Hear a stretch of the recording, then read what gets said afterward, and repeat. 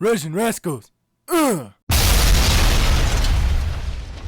What is up, subs and grubs? My name is Jack Cypher, and today on Rush1n Rascals, we're going to be taking a look at a little number called the Annihilator. Now, this came in to World of Tanks Blitz a few months back in the Halloween season, back in October, and it has greatly influenced the game ever since.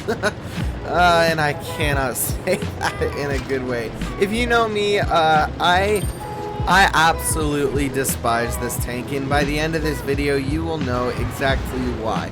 What are some characteristics about the Annihilator? Well, the Annihilator, just like the Helsing to our left, has a 3-shot burst gun. But what makes this gun better than the Helsing? Well, the Annihilator, the dispersion does not go up by the second or third shot. So, wherever you are aimed, your aim is going to be as good as it was by the first shot. Now, as represented there, you have a slow aiming time, so that could be considered a balance factor, but you will see with this replay, that is not by any means a balance factor. That's just RNG working its stuff. So anyways, because you do not have to worry about that extra dispersion after shooting, that's one less thing to worry about when it comes to playing this tank. What's the next part we want to talk about? Well, the armor. This thing has it's got really good turret armor, and we're speaking from a tier 7 to tier 6 perspective. I'm not going to talk about tier 8 because most tier 8s are generally good enough to deal with a tier 7 tank no matter how broken it is. Even smashers get wrecked by tier 8s all the time. Anyways, so this thing has really good armor compared to a tier 7 or tier 6. The whole armor is pretty weak. The lower plate is below 100 millimeters. The upper plate, it's not going to do you much, but the turret is insane. And speaking of the turret, that is one of the dumbest things about this tank.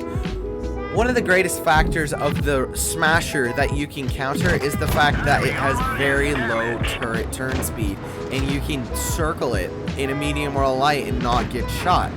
Why is that different from the Annihilator? Well, the Annihilator has one of the best, if not the best, turret rotation speeds of any heavy in tier 7 and for most tier 8s. I think it competes with the Carnarvon Action 10. So this thing cannot be circled no matter what.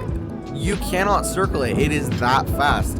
And that's one of the biggest broken factors of this tank. Now, not much is going on in the beginning of this game. Our team is 1 down, but this replay will pick up, I guarantee it. What's the next part? Well, the speed, you have an average speed. Let me see if I can find it on my phone here. Mobility. You have the average speed of 35 kilometers per hour forwards and 15 kilometers per hour backwards.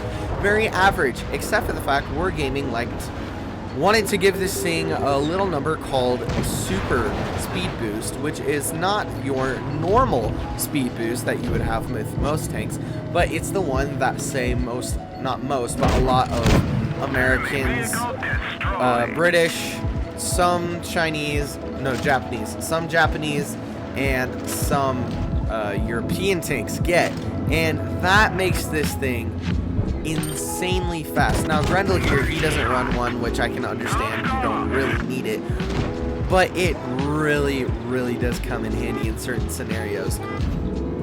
So that's another thing that is going for this tank. Your average burst for your gun is about 630 with normal rolls. You can go from right down to 400 all the way up to 700 if you max roll.